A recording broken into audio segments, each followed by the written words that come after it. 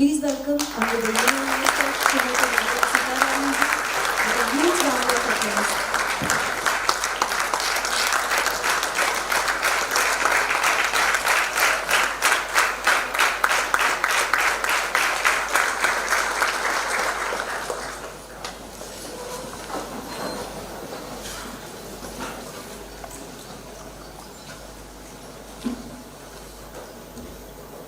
Good morning and thank you for giving me this opportunity.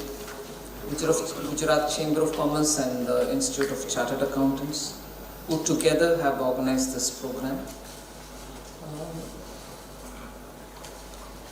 I think the broader idea was to talk on Viksit Bharat 2047. And we're also in an election context, or circumstances now are more in an election mode. So when we talk about the economy, or when we are talking about what Honorable Prime Minister is aiming to do towards reaching 2047 by making India a developed country, we have to put it in today's context of talking at a time when elections are happening. Elections are happening for the Lok Sabha, not just the state government or anything. There are some states which are also going for state assembly elections. But I would like to give a little value addition to the topic and bring in the context of Gujarat into what we are likely to talk. I'll speak for some time, and of course I think I always pay a lot of attention and value to interaction with the invited audience. And I'm glad the organizers have given some place for interaction as well. So I'd probably give more time for that and less time for a monologue. But monologue is necessary, so I will do it.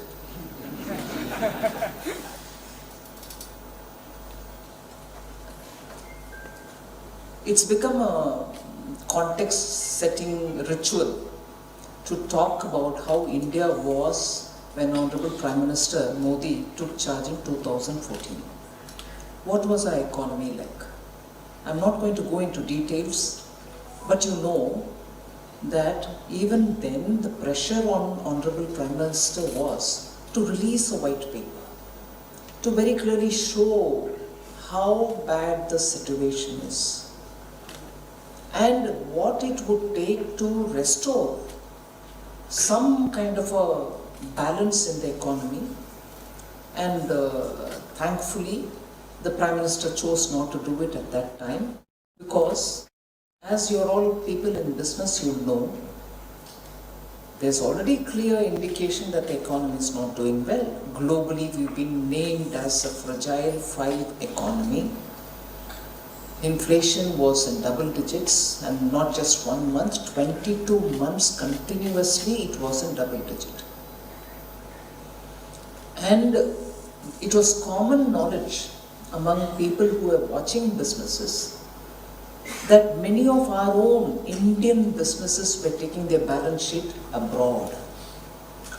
It is one thing for businesses also to go set up some business somewhere else, or keep their household trust outside because they want some greater concessions or whatever. But if your balance sheet itself is now going to be largely located elsewhere, it doesn't augur well for the economy. So factors which showed that the economy was not in good health were there actually were in our face. So there is no way in which you are going to turn that mood to become more positive by releasing a white paper. Sentiment is important as much as it is important to keep hope alive. By releasing that white paper, you would have only become more negative, more pessimistic, more worrying about the economy. So rightly the PM took a call not to release any white paper, but get going with the work. Now after 10 years, he thought it fit, therefore, for the records in the Parliament and for the future generations to know what was the state of our economy and from where, what kind of effort at various levels it required for the economy to come out. So, I just touch that matter and leave it there. Inflation, food inflation, fragile economy, manufacturing come down distinctly, FDI going out of the country, Indian businesses themselves wanting to get out, and even worse was the level of corruption which had come into every sector. So broadly, this was the picture in 2014 when Honorable Prime Minister took charge. After which, steadily, and the worst thing, of course, I didn't explain that one term, I don't need to explain, I'll mention it. Double balance sheet, twin balance sheet problem, where companies' balance sheets were in doldrums, banks' balance sheet were in doldrums, and as a result, this wouldn't service that, that wouldn't service the industry. It was a deadlock kind of a situation. They didn't have money to lend anymore. They didn't have money to repay their debts. So it wasn't such a glorious situation, but matter of fact, it was a twin balance sheet problem. So large reasons, or very clear, distinct reasons, all of which put together made the Indian economy look very vulnerable. It didn't look it was possible to restore. Okay. 5 years of efforts, I'm not getting into efforts of correction, course correction, but one such a thing will tell you how and what levels of intervention, policy intervention, made it possible for the economy to come back. That today, I'm just leapfrogging to 24, where the Reserve Bank says the twin balance sheet problem is no longer a problem, it's an advantage. Twin balance sheet advantage. It's just leapfrogging there. But what would it have taken for getting our systems that far? Our director from NABARD was telling me briefly that in Mumbai there was a training in which Harvard Business School had come and did a lot of training. It was interesting, it was useful, which is nice to hear. But it was a private conversation, now I'm putting it forward to you. I was eager to say, I'm glad you had the training, but it is a truth that in terms of the way in which India has restored its economy, and more particularly its banks, between 14 and now, is actually a lesson for Harvard Business School. And I'm not saying it because we have now come to that level where our banks are in a position to be able to stand up and say profit making, we can go to the market and raise money for our developmental requirements, we give better dividend to the government, reasons to feel happy about. But even as we did this, both the Reserve Bank of India and Government of India were continuously conscious of any fragile situation anywhere, so that not even a small finance bank or a NBFC or any bank really get to the brink and are in the danger of falling away. Continuously monitoring it so that we don't have a situation of any bank collapse. Even as we are doing all this to restore banks. But post-COVID, look what happened in the Silicon Valley. One of the most important banks which had the trust and faith of all the startups there just collapsed. Nobody knew what's happened. And it was towards the weekend. So the United States government came up with some quick solution because they wouldn't have also afforded to have to face the fallout. So they came up with solutions. So by Monday morning, there was not a run in the bank. People didn't come and say, give me my money back, give my money back. Whoever wanted it, got it because quick firefighting happened by the US government. But the spillover effect, the contagion, was there that a big bank like UBS had to be finally rescued by the government of Switzerland itself. So even post-COVID, managing banks, keeping them healthy, ensuring that they don't collapse, are still a raw game in the West. Whereas we have, although we started with a fragile situation, twin balance sheet problem situation, we managed that. And where there were troubles in one or two banks like the PMZ or Yes Bank, we came up with quick resolutions. So what the point that I'm trying to highlight here is, it's not as if we've given a solution, we'll have to walk that path and come to reach that solution so that our banks will be safe. It's also continuously, during the time of this resolution working out, continuously monitoring it and keeping ready every arsenal so that you will be able to attend them. This example of how India's banks, the banking ecosystem, the environment, and if I may add, just around 2017, 18, 19, did the mergers of banks happen. In fact, in 19, they were still in the process of adjusting with each other. One small bank, one big bank, one North Indian bank, one South Indian bank, one bank from the West taking over from East. All that happened. And the cultures of the banks had issues and they had to settle down without causing discomfort to the clients. I give it and I really give a big applause to the banks for having managed all that without customers feeling we are out of sync, we don't know what's happening in the bank. They attended to the customers and took care of this merger. So ours was not a transition easy. Mergers and the related problems, liquidity problem of 2019, COVID 2020, and equally fragile economy, looking at restoring its bank.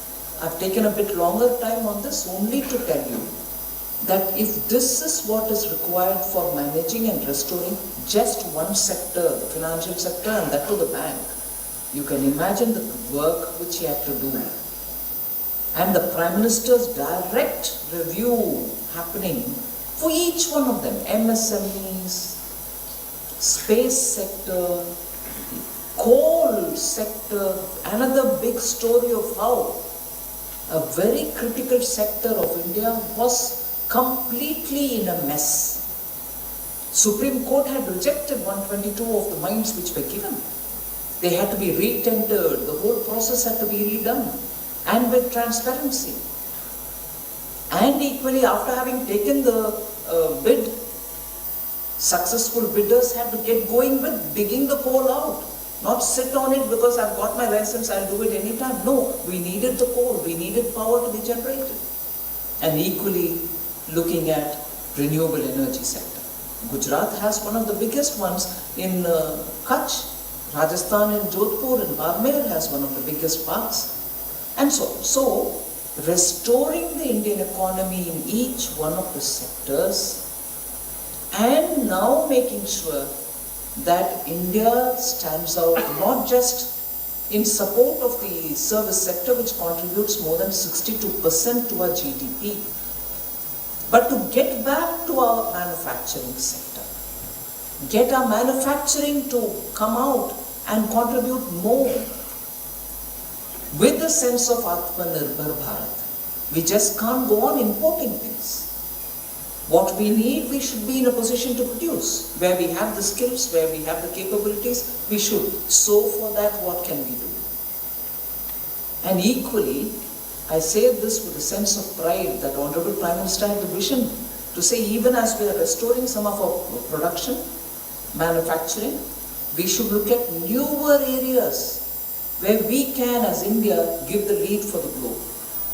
Whether it is treatment of rare earths, whether you're looking at green, sustainable ways of producing power, green ammonia, or whether you're looking at newer, higher chemistry, battery storage, Give them incentive and make sure that they will come and manufacture in India, so that you generate jobs, but equally be the leaders for the world in production of these kind of new age products. So, Viksit Bharat is not a high-fly dream. It is an achievable goal. Otherwise, it is not as if he's given us a dream, we'll see when we can realize it. No. Pegging it to 2047 is not because it's 100 years of India's independence. But today we are in a position where with another 25 years of good, solid sabka prayas, we'll be able to reach it. It is an attainable goal. And that's where I want to give that little twist which I said at the beginning. The role of Gujarat in that. And I just want to highlight some of the things which have happened recently in Gujarat, which tell you that you already have the basis for it. It's one thing, I'm grateful for Aniket, the chartered accountant, and also the president of the ICAI till recently, to highlight how the number of chartered accountant professionals are the second highest in India. And he also explained as to why it is so. Because where there is business, where there is trade, commerce activity happening, there will be more chartered accountants. And how, therefore, it was important for the chartered accountants to get into the International Financial Services Center, which is the GIFT City.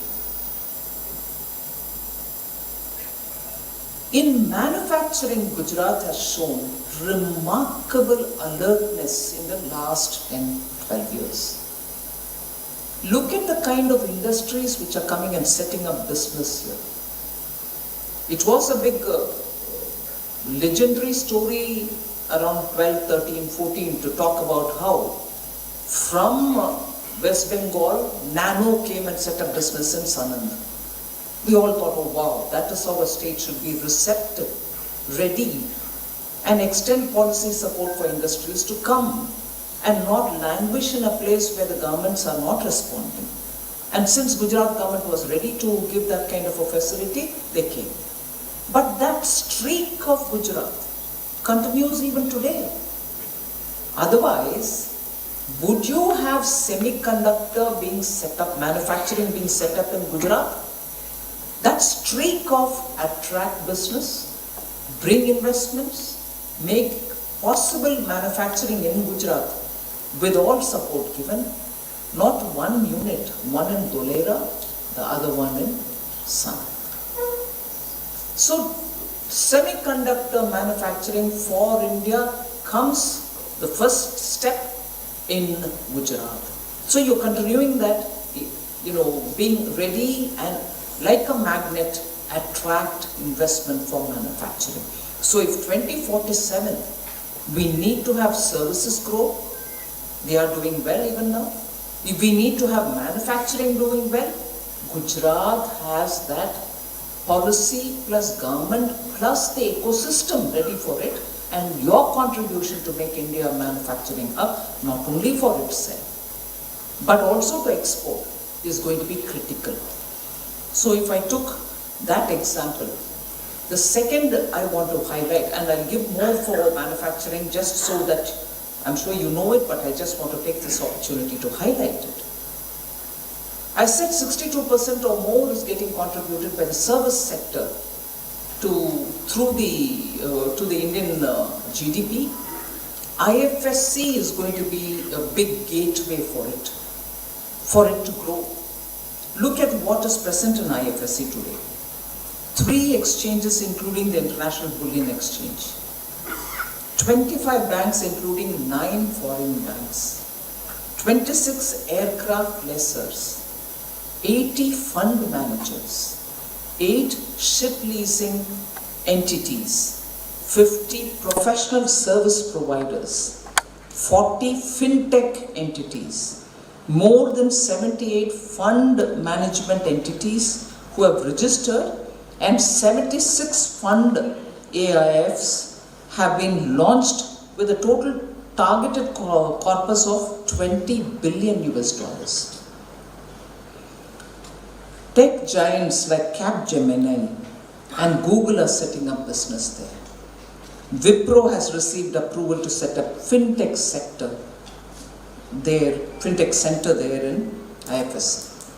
Now, therefore, a world-class financial services center in Gujarat and very close to Ahmedabad is just the key for India to reach that kind of a global markets, for attracting more investment to come into India, for attracting more operations which are financial operations can happen here, and all the growing number of chartered accountants therefore being present there is not just for a signal saying chartered accountants are also part of the financial services. Who doesn't know that? But you are there now to leverage this great cream which is coming there to the gift city. And it is that cream which has to be very nicely facilitated through the chartered accountants to benefit India in return. So that financial services center in a theoretical sense is not India. It's a global financial hub located in India. And it is attracting so many different key strategic operators to come there. But who is going to make sure that that accrues benefit for India itself? I would think the chartered accountants have a business to do that. I also said Gujarat can play a very critical role in terms of manufacturing itself. You attracted the semiconductor manufacturing. Look at where we are. If under the PLI, we have given a lot of support for industry, total capital which is coming in, 28% of it is attracted by Gujarat. Because of PLI, total capital which is coming in for setting up businesses for manufacturing in India, 28% of them come to Gujarat. Gujarat has been the third highest recipient of FDI in manufacturing sector, and that amounts to $34.18 billion in the last 5 years alone. In March 2024, 5 greenfield bulk drug plants and 2 greenfield manufacturing plants for medical devices in Gujarat with PLI assistance have been inaugurated by the Union Health Minister. 29 companies covered by the PLI are coming for food processing industries to Gujarat. PM Mitra Mega Textile Park is being set up in Navsari. And in the country there are only 7. One is getting set up in Gujarat. You know, Honorable Prime Minister has been talking about 5 different Fs which govern the textile industry: farm, fiber, and goes till foreign.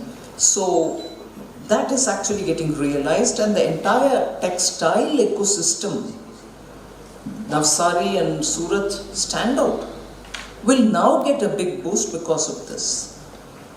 I spoke about the Dholera in Gujarat, semiconductor. 91,000 crores are expected to be invested there. 7,600 crores for the ATMP, that is the semiconductor testing and packaging side of the story, which is the micron bit. 7,600 being set up in Sanand. Again, 22,516 crores of rupees for micron unit has been approved by the Union Cabinet. In Vadodara, Airbus C295 aircraft manufacturing facility was already inaugurated by Honorable Prime Minister in October 2020. So if you're really talking about manufacturing, look at the high-end futuristic industries which are coming in and setting up business. Go a bit further. The InSpace, which is the biggest national space promotion authorization group, the space, the policy support which has been given has brought in a lot of FDI into space sector. The testing and design lab for it is being set up in Gujarat, in Ahmedabad. So space system design lab is also here. So it's not just the high-tech industry, futuristic industry, but labs which are required for constant research support for them are also being established here. Established here where India's 1.4 billion, just 5% of that population lives here. And India's landmass, just 6% of landmass is here. So I want to highlight the proportionality.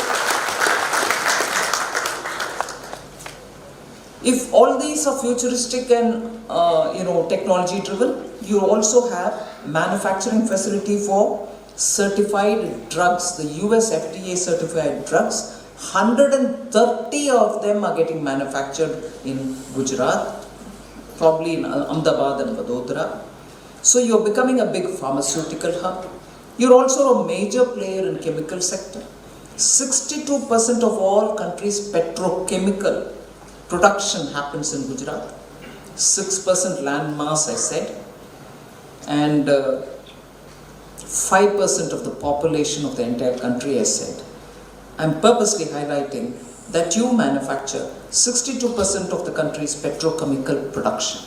35% of all chemical production of this country. 70% of marine salt, 20% of caustic soda, and 90% of all soda ash production.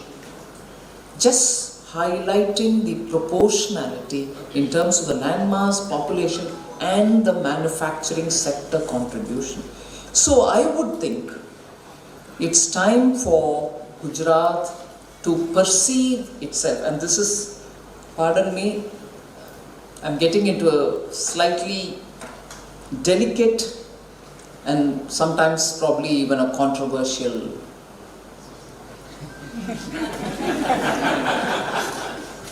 Gujarat is not a trader and a business hub.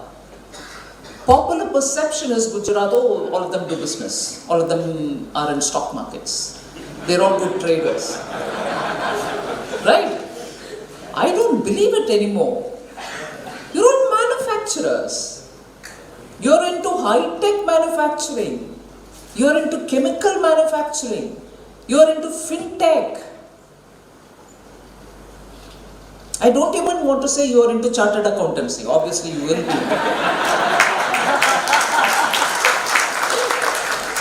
So look at that aspect of what you have never been, but you have already got it with you, at least in perception. That's why I said this is a very controversial area to speak about. I can always be, I'm walking on minefields, I can trip and fall. But no, you're no longer to be perceived as just those great stock market operators, good chartered accountants, solid businessmen. No, you're now great manufacturers.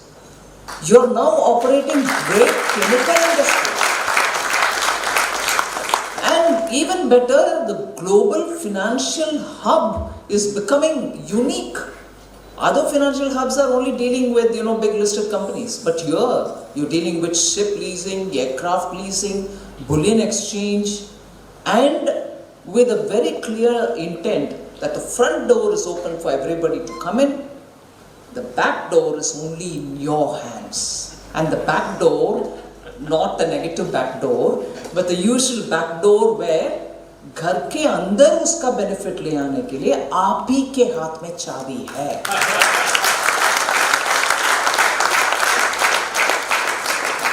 So my monologue won't continue any further. I'll sit down. You can always have an interaction. Thank you very much.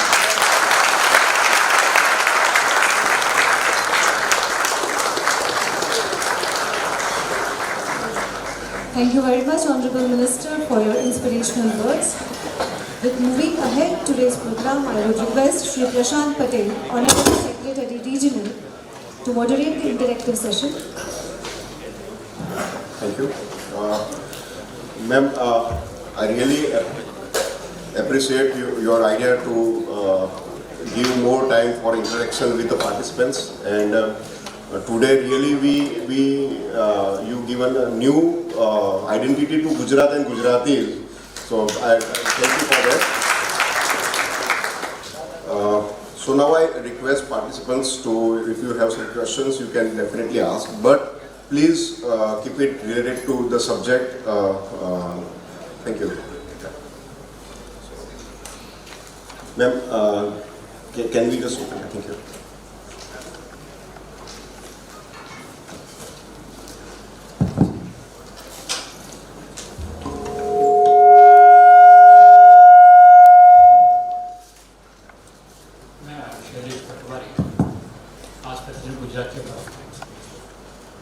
As you say very well, that MSME is a backbone of this country, and employment and everything is created by MSMEs. So, Madam, one request was that we made again and again. The definition of MSME, 50 crores capex and 250 crores turnover, is very high.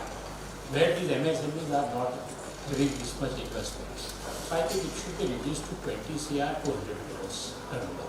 Then the MSME will get the benefit to grow. Otherwise, what will happen? Big companies are making 4 MSMEs of 250 crores each.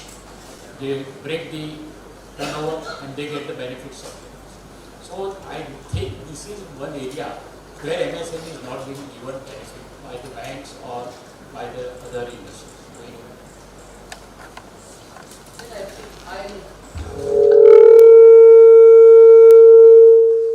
I'll take that as a suggestion, and it will have to be after the new government comes in place that we can again consult all those who are interested in the field and then take a call. Because in between around 1920, we had done a lot of changes based on industry's request. But now I can understand the problem that you're facing as a consequence. But of course, certainly after the government comes in, we can have a very tailored discussion on this.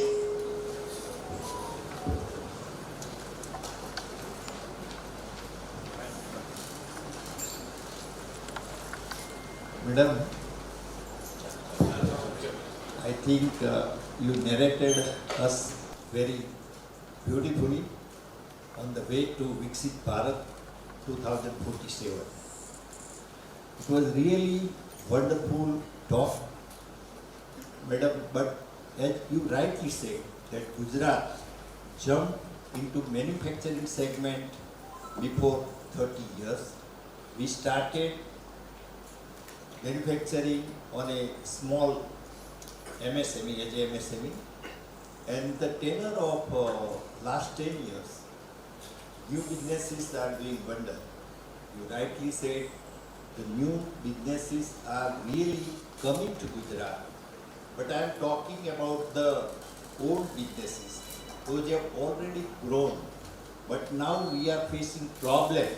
Our multinational companies are looking India as an opportunity for the next destination from China. And we prepared ourselves on call before 5 years for Make in India. A lot of company invested a lot of money, but it's not a big way, but still mid, not as MSME, but in between, 200 crores to 5,000 crores. They are really facing problem against China because they are dumping, reducing the price. They don't see their balancing. They do not have any cost. And they increase, the government is supporting because to avoid the unrest in China, they are supporting by increasing the drawbacks and various kind of incentive. And we are on the way that manufacturers should not depend on the incentive. And we were also supporting. But today, since last 1 year, textile segments, chemical segments, and lot other manufacturing segments, engineering segments are facing a huge problem across India. If you can really, because we are facing for exports, we are facing new problems of the shipping cost, insurance cost. 800% insurance cost has increased. shipping cost has increased 300%. I think this is a part-time problem. We understood, but we are really facing manufacturing segment is really facing problem. So for your new budget, if you can look for at least for 2-3 years. So for Viksit Bharat 2047, and Gujarat is really being a manufacturing hub, which you rightly say, we will do wonder. So please look into it. Thank you for highlighting that issue. Now I would actually ask you, see, we are moving towards newer and newer ways of supporting industry. Just not the old tried and tested ways, there can always be newer ways of doing it. Because the problems are also newer problems, arising out of newer situations. Eventually there may be the cost increase problem which has always been there for industry. But in order to address issues arising out of newer situations, which you yourself recognize that it may be temporary, it may be passing, but it seems like protracted. It's not staying for just 2 months, it's continuing. Some problems of the war are now for 2 years continuing. So you may want to indicate to us by sending a written kind of a suggestion, talking to your friends and pals, as to what specific steps if government takes, it will directly benefit you, it will directly mean something to you, rather than leaving it for us and for the bureaucrats to think. Do send us a.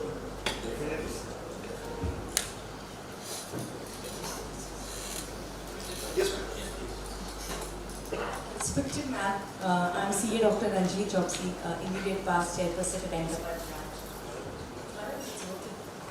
Ma'am, gold prices have been burning since last 3 months and are almost 16% up. So how do you foresee the impact of the burning gold prices on the Indian economy? There are very few women in the audience and I don't want to. And I'm a woman, but I don't know whether I should answer as a finance minister or as a woman. Because in India, gold has a different priority when it comes to women, when it comes to businesses and so on. Yes, gold is hitting the roof in terms of prices. So is it an investment proposition or is it your jewelry requirement? So, but I think today, in fact last 1 week, there are a lot of industry observers, central bank observers writing how across the world, central banks are now buying gold. They are not keeping dollar alone, US dollar alone. They are buying gold to make sure that they have worthy backup, and gold is the only one which continues to be a worthy backup. Indian Reserve Bank also is. So with all the uncertainties also, 2-3 wars going on simultaneously, high sea movement of ships are becoming more expensive. You spoke about insurance. So I would think we'll have to just wait and watch. It's not, I may not be able to say that tomorrow it's going to come down or next month it's going to come down. The global uncertainties make people rely on gold more than any other currency. That's the problem. Yeah, I saw one young... Yeah, he's here. How is he here? Is he one of your chartered accountants? Did he qualify when he was 8 years old? Possible. No, he probably has broken the barrier. Yes, you wanted to ask some question? Yeah. Give the mic, please. Ma'am, I'm Avish Tadak in grade 7. Ma'am, I have the question. Ma'am, I have the question that which economic system is the best, communism, socialism or capitalism? Wow.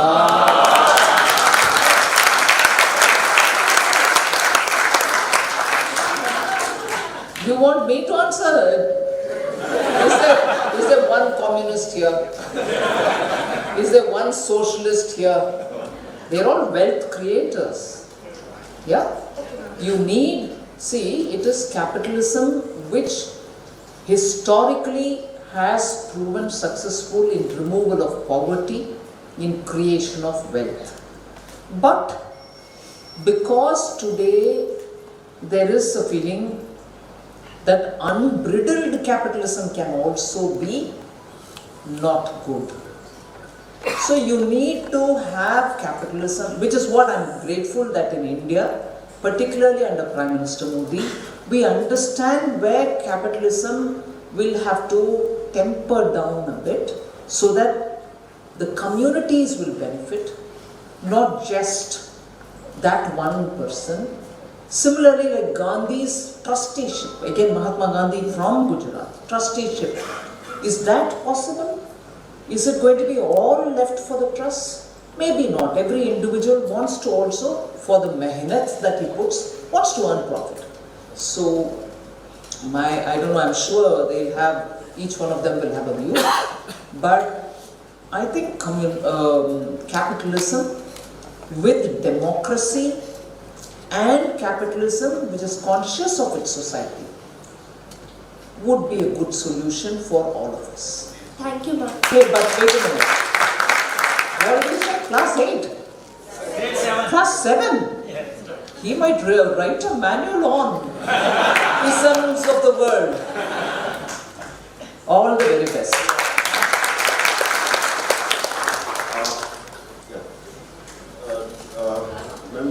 Due to time constraint, now we have to stop here. And last one question from the dais we have. No, but there are two people who have been putting up their hands. At least give it a. He's been standing for a very long time. Do give him. Welcome, madam.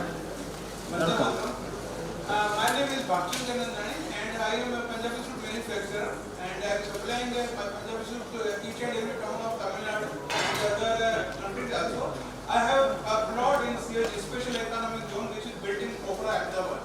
And I could not create a factory because of some international export problem. Last Diwali, I was kidnapped in Malaysia, Kuala Lumpur by Pakistani Muslim to whom I was supplying to exporting Punjabi suits and kurtis. And madam, I have some final problem and some hurdles from caste system, especially economic zone and GIDC, Gujarat Investment Development Corporation. Some they are taking charging very heavy penalties, interest and some other charge. I cannot build factory. My mother was stitching garments about 45 years ago. I was reading this book. I have tried so many times to set up a factory, but your officers of passage and GIDC are putting hurdles to No, please send me your representation. Sir, Let me see please what. come to question only. Please, thank you. Please give the factory. Sure, sure.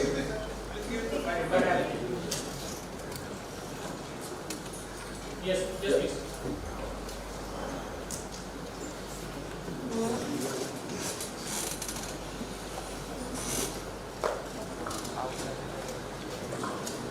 Myself. Excuse me. Chartered. Just stick to the question only. So, yeah. Vaibhav Shah, chartered accountant. We are facing, I am in a business of foreign exchange, FFMC license we have. In Gujarat, we are facing a lots of issues from the Reserve Bank of India regarding the RBI license renewals and new licenses. We have in 2022 around 200 plus licenses in Gujarat only. Nowadays only 64 licenses in Gujarat. So as RBI is saying that we have to comply with all the things, we are presenting to RBI and we are trying to solve the problems. But last 6 months we are asking for the meeting with the RBI for the new compliances and new master directions. But we are not getting any appointment with the RBI for that one. And lots of money changers are facing the problems for that one. So just take a note of Sure. it. All right. Ma'am, can we end this? Yeah. Now I request all participants, if you have some question or anything, please submit here and we will forward it to the madam. So thank you.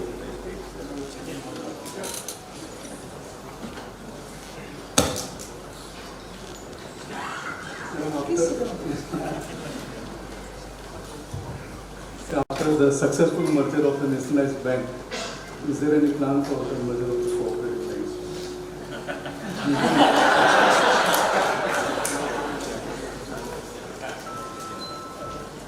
I can always take cover saying elections are on, I won't reply. There's nothing in front of me now.